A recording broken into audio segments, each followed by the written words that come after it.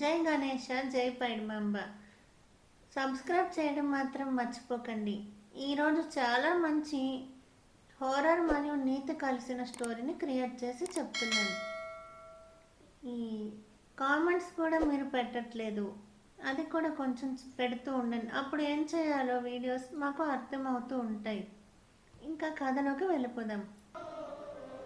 ఒక గుజరాత్లో ఒక గ్రామంలో మంచి చెరువు ఒడ్డున, మంచినీటి చెరువు అన్నమాట అది. అక్కడ ఒక మంచి ఇల్లు ఉంది. ఆ ఇంటి పైన మంచి కాకులు పక్షులు వాళ్తూ ఉంటాయి. ఆ ఇంటిని చాన్నాళ్ళుగా ఎవరు పట్టించుకోవట్లేదు. అలాంటి ఇంటిని ఫాతిమా అని ఒక అమ్మాయి తనొక్కగానొక్క కూతురు జావీదాతో కలిసి కొనుక్కుంది. అయితే వీళ్ళిద్దరూ ఎంతో ప్రేమగా అక్కడ ఉండేవారు. ఫాతిమాకి వాళ్ళ ఆయన రెండో అమ్మాయి పుట్టిన కొన్నాళ్ళకి చనిపోయాడనమాట. ఈ జావేదా ఏం చేస్తుంది, వాళ్ళమ్మకి ఎప్పుడు దాక్కొని ఏడిపిస్తూ ఉంటుంది. కొత్త ఇంట్లో దాక్కుందామని ఈ జావేదా వెళ్ళింది. అయితే జావేదా వెళ్ళిన తన ఇంట్లోనే ఉన్నట్టు ఫాతిమాకు అనిపించడం మొదలుపెట్టింది. అలా కొత్త ఇల్లు కదా, భయం మామూలే అనుకొని ఫాతిమా పక్కన పెట్టేసింది. అలా ఎప్పుడు జరుగుతూనే ఉంది తనకి. ఎప్పుడు చూసినా ఒక అమ్మాయి రావడం, అది కూడా జావేదా లాంటిది. ఈ విషయం ఫాతిమా గుర్తు చేసుకుంది, అసలు గతంలో ఏం జరిగిందా అని. ఇలా ఒక అమ్మాయి కనపడుతుందని చెప్తే నా కూతురు నన్ను అసహ్యించుకుంటుందని ఫాతిమా నిర్ణయించుకుంది. అదేంటది, ఎవరైనా కూతురు చెప్తే భయపడుతుంది అనుకుంటారు కదా, అసహ్యించుకోవడం ఏంటి, అలా ఎందుకు ఫాతిమా అనుకుంది? అదే ఈ కథలో ట్విస్ట్ అనమాట. అయితే జావేదాకి చికెన్ అంటే చాలా ఇష్టం. జావేదా వయసు అప్పటికి 9 సంవత్సరాలు. చికెన్ తిందామనుకొని వాళ్ళ అమ్మకి పేర్చి పెట్టింది. అప్పుడు ఫాతిమా జావేదాని ఇంట్లో ఒక్కదాన్నే వదిలేసి చికెన్ తాగడానికి వెళ్ళిందనమాట. అప్పుడు ఫాతిమా లాగే తన కూతురు జావేదా కూడా ఇంట్లో ఎవరో ఉన్నట్లు అయింది. ఈ గజ్జల శబ్దం చేస్తున్నట్టు. అలా అయితే చిన్నపిల్ల కాబట్టి తను భయపడలేదు. తన ఇష్ట దైవాలని తలుచుకుంటూ, అల్లాని తలుచుకుంటూ ఇల్లంతా వెతికింది. అయితే ఏ అమ్మాయి అక్కడ లేదు. ఈ జావేదా మంచం పైన ఇంకొక అమ్మాయి నిద్రపోయినట్టు జావేదాకి కనపడింది. ఇంకా అక్కడి నుంచి తను పరుగు తీసి ఇంట్లో నుంచి బయటకు పోయి గ్రామానికి పొలిమేర దాకా వెళ్తూ వాళ్ళ అమ్మని వెతుక్కుంది. ఇక్కడ ఫాతిమా ఏమో చికెన్ కొంటూ ఇంటికి వచ్చేసింది. మళ్ళీ అదే సిచ్యువేషన్. ఫాతిమాకేమో జావేదాలా కనబడింది. మళ్ళీ ఆ విషయం మళ్ళీ గుర్తు చేసుకుంది ఫాతిమా. ఎందుకు అలా వస్తున్నా వెళ్ళిపో అంటుంది. అంత ధైర్యంగా ఎందుకు అంటుంది? ఫాతిమాకి ఆ అమ్మాయి ఎవరో ముందే తెలుసా? ఆ దయ్యం ఎవరు? అది ఈ కథలో ముందుకి మీకు నేను చెప్తాను. అయితే తిరిగి ఫాతిమా జావేదాన్ని వెతుక్కుంటూ ఊర్లోకి పోయి ఎలాగో ఒక అర్ధగంట తర్వాత తన కూతుర్ని వెతికి తెచ్చుకుంది. ఈ జావేదా అంటుంది నాలా ఒక అమ్మాయి ఉంది అని అంటుంది.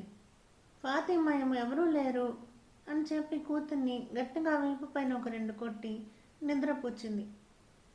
ఫాతిమా పని ఏంటంటే ఆ చుట్టుపక్కల చిన్న ప్రైవేట్ స్కూల్లో టీచర్గా జాయిన్ అయింది. అయితే ఇది రోజు ఎక్కువ అయిపోయిందనమాట. ఈ ఫాతిమాతో పాటు జావేదా కూడా అమ్మాయి కనపడుతుంది. ఫాతిమా మాత్రం భయపడందు, ఏం చేయదు అంటుంది. ఎవరది? మొత్తానికి ఈ జావేదాకి తెలియట్లేదు. ఈ బాధలోని జావేదా ఏం చేస్తుంది, వాళ్ళమ్మకి ఏదో తెలుసు అని తను కనిపెడుతుంది. దయ్యం అంటే ఎవరైనా భయపడతారు కదా, ఎందుకంత ధైర్యం? అమ్మకి లేనప్పుడు అసలు ఏదైనా దాచిపెట్టిందేమో చూద్దామని ఈ జావేదా అనుకుంది. వాళ్ళమ్మ స్కూల్కి వెళ్ళినప్పుడు ఎలాగైనా ఇంటికి వచ్చేయాలని ఫాతిమా కూతురు జావేదా ఒంట్లో బాగాలేదని చెప్పి ఇంటికి వచ్చేసింది. వచ్చి చూసేసరికి ఇంటి తలుపులు తెరిచే ఉన్నాయి.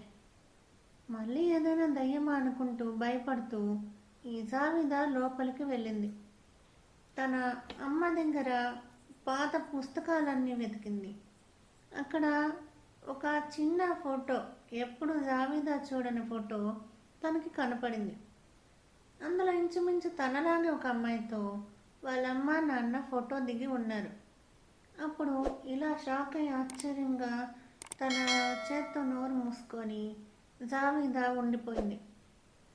అంటే అమ్మ నాన్నకి నాకన్నా ముందే ఒక అక్క ఉందనమాట, అంటే ఒక పాప.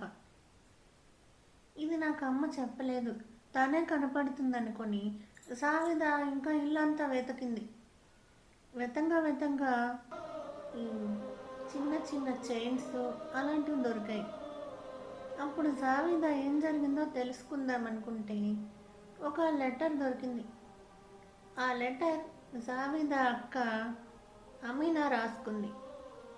ఆ లెటర్ని చదివిన తర్వాత తెలిసింది ఏంటంటే ఫాతిమా చాలా కోపిష్టిదని, తన ఇష్టం వచ్చినట్టు కొట్టేదని అమీనా తన బాధని తన కాగితంలో రాసుకునేది. చిన్నపిల్ల కావడంతో అమీనా కూడా ఎక్కువేమీ రాసుకోలేదు. అయితే అక్కయ్యని ఏదో చేసిందా అమ్మ అనుకొని, అందుకే నాన్న వదిలేసాడేమో అమ్మనని జావిదా ఫాతిమా పైన నింద వేసేసింది. ఇంకా అప్పటి నుంచి ఫాతిమాతో జావిదా సరిగ్గా మాట్లాడట్లేదు, కన్నెత్తి కూడా చూడట్లేదు. అలాంటి పరిస్థితుల్లో ఫాతిమాకి నిజం చెప్పక తప్పలేదు. అప్పుడు గతంలో ఏం జరిగిందంటే ఫాతిమా భర్త ఎప్పుడో కానీ ఇంటికి వచ్చేవాడు కాదు. అప్పటికి వాళ్ళు వేరే ఊర్లో ఉండేవారు, ఈ హైదరాబాద్ దగ్గర. ఈ ఫాతిమాకి చాలా పిచ్చి కోపం, పిల్లలేదని పెంకుతనం చేస్తే ఒప్పుకోదు. ఒకరోజు ఫాతిమా పెద్ద కూతురు అమీనా బాగా పెంకుతనం చేసిందని ఈ వర్షం పడుతున్నా సరే బయట పెట్టి తలుపేసేసింది. దీంతో అమీనా భయంతో తల్లి తలుపు తీయట్లేదని వీధిలోకి పరిగెడుతూ నూతులో పడిపోయింది. అప్పుడు అమీనా నూతులో పడి చనిపోయింది. ఈ విషయాన్ని చాలా ఆలస్యంగా ఫాతిమా తెలుసుకుంది. అయితే తను ఎవరికి ఆ విషయం చెప్పలేదు. తనంతలో తనే అమీనా చనిపోయిందని, ఆటల్లో పడిపోయిందని తన భర్తకి చెప్పింది. కొన్నాళ్ళకి తన భర్తకి విషయం తెలిసింది. చుట్టుపక్కల వాళ్ళు ఎక్కువ ఫాతిమా అమీనాని కొడుతుందని అన్నారు. ఆ విషయాన్ని తన భార్యను అడిగి ఆయన ఇంట్లో నుంచి వెళ్ళిపోయాడు. వెంటనే ఆయన కూడా యాక్సిడెంట్ అయి చనిపోయాడనమాట. ఇలాంటి పరిస్థితులన్నిటినీ ఎదుర్కొంటున్న ఫాతిమాకి తను ప్రెగ్నెంట్ అని తెలిసింది. ఈ విషయాన్ని తర్వాత పుట్టబోయే బిడ్డకి చెప్పకూడదని, ఒకవేళ అమీనాయే మళ్ళీ పుడుతుందేమో అని ఫాతిమా ఎదురు చూసింది. తను అనుకున్నట్టుగానే రెండోసారి ఆడపిల్ల పుట్టింది. తనకి కొన్ని రహస్యాలు దాస్తూ నాన్న నన్ను వదిలేశాడని, ఏదో పనిపైన పోయాడని ఏవేవో చెప్పేది. ఎప్పుడైతే ఫాతిమా జావిదా పేచీని చూసి ఉన్న నిజం చెప్పిందో అప్పటి నుంచి ఈ జావిదాకి ఫాతిమాకి అమీనా ఆత్మ కనపడడం మానేసింది. అయితే ఫాతిమా ఎప్పుడూ బెంగ పెట్టుకుంటూనే ఉంది. ఒక్కరోజు పిల్లల్ని బయటకు పెట్టి తలుపు వేస్తే ఎప్పటికీ వాళ్ళ ఇంటికి రారు అని ఫాతిమా రహస్యంగా ముఖంలో తాను చేయి దాచుకొని ఏడుస్తూ జావిదాని వేసుకొని నిద్రపోయింది. అయితే జావిదాకి తల్లి చేసిన పని నచ్చకపోయినా కొన్ని విషయాలను మనం మార్చలేమనుకొని తల్లితోనే ఉండడం నేర్చుకుంది. ఇది కేవలం కథ కాకపోవచ్చు. ఎవరైనా తల్లులకు కానీ తండ్రులకు కానీ ఇలాంటి కోపం ఉంటే చిన్నపిల్లలపైన చూపించకూడదు. ఈ నీతి చెప్పడానికే ఈ హారర్ స్టోరీని మేము క్రియేట్ చేశాము. మీరు తప్పకుండా మా ఛానల్ని సబ్స్క్రైబ్ చేయండి. చాలా వీడియోస్ మేము పెడుతూ ఉంటాము, వాటిని కూడా ఎంకరేజ్ చేయండి. డివోషనల్ వీడియోస్, బ్యూటీ వీడియోస్, ఎన్నో వీడియోస్ మేము చేస్తూ ఉంటాం. Thank you for watching. Please subscribe.